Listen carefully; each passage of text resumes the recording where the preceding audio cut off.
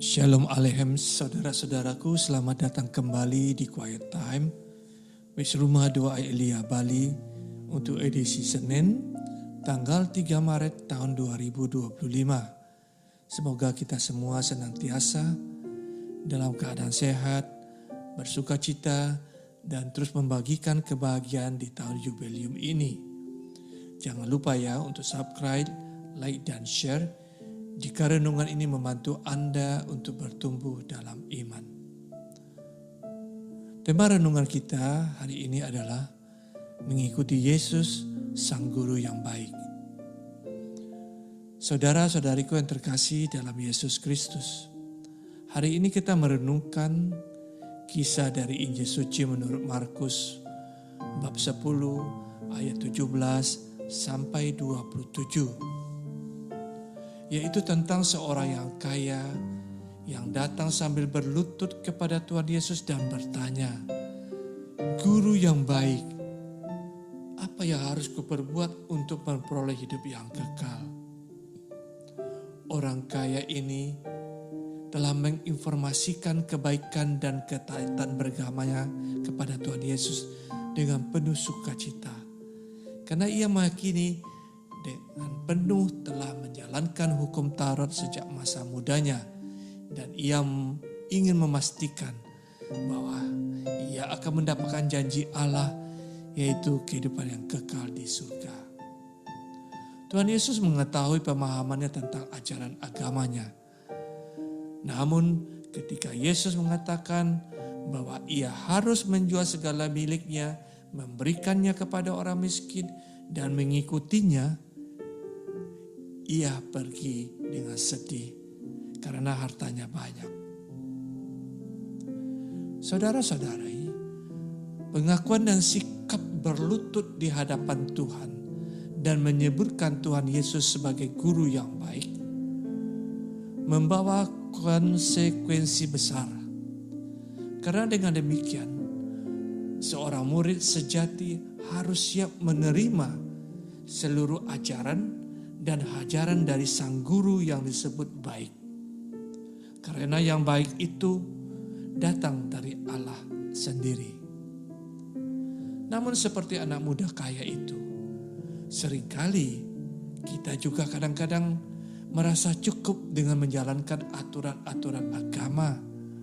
Seperti pergi gereja, berdoa, berpuasa, melayani dan sebagainya.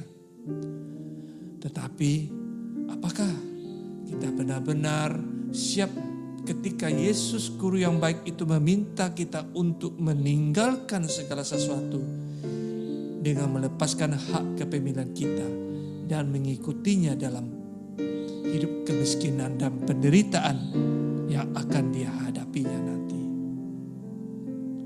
Saudara-saudara, seringkali kita berpikir bahwa menjual harta hanya berarti melepaskan hak kepemilikan kekayaan duniawi.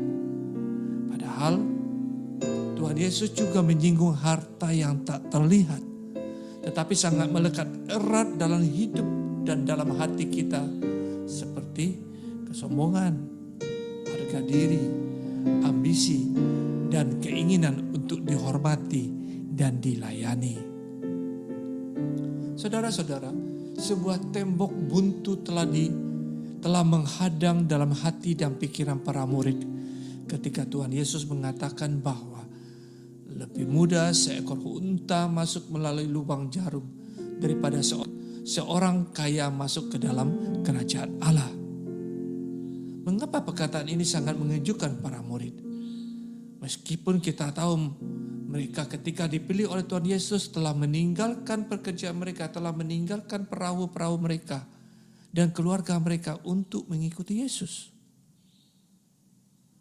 Karena saudara-saudara, di dalam hati mereka, mungkin kita juga masih ada keinginan-keinginan dunia yang masih terikat. Seperti ambisi untuk menjadi orang yang besar dalam komunitas para murid. Santo Yohanes Kristostomus pernah mengingatkan, bukan kekayaan yang menghalangi kita masuk ke dalam surga, tetapi keterikatan kita padanya. Yesus menantang kita untuk merenungkan kembali motivasi kita dalam mengikuti Dia sebagai murid. Apakah kita masih mempunyai keinginan-keinginan untuk mencari kehormatan, mencari kekuasaan atau pengakuan diri? Atau kita benar-benar mau memanggul salib dan menyerahkan seluruh hidup kita kepada Allah? Santa Teresa dari Avila pernah berkata, barang siapa memiliki Allah, ia tidak kekurangan sesuatu apapun. Allah saja sudah cukup. Menjadi murid Yesus berarti bersedia memanggul salib. Itu setiap hari. Ini juga berarti melepaskan semua hak kepemilikan dunia yang ada dalam akal budi dan hati kita. Dengan hidup dalam kerendahan hati, mengakui dosa-dosa kita, dan menyerahkan hidup kita sepenuhnya kepada kehendak Tuhan yang baik. Dalam kitab Putra Sirat 17 ayat 24-26, kita diingatkan untuk bertobat dan kembali kepada Tuhan dengan cara berdoa dan melantunkan nyanyian syukur. Meskipun ajaran Yesus terasa sulit, kita tidak perlu takut. Karena seperti yang dikatakan Yesus, bagi manusia hal ini tidak mungkin. Tetapi bukan demikian bagi Allah. Sebab segala sesuatu adalah mungkin bagi Allah. Semoga marilah kita berdoa dalam nama Bapa dan Putra dan Roh Kudus. Amin. Allah Bapa sumber cinta dan kebahagiaan, kami bersyukur bahwa berkat santapan tubuh dan darah Kristus Putramu yang kami sambut, semoga kami mampu menghayati hidup kami untuk menjadi murid yang setia dalam kemiskinan dan penderitaan. Dengan pengantaran Kristus Tuhan kami. Amin. Tuhan memberkati.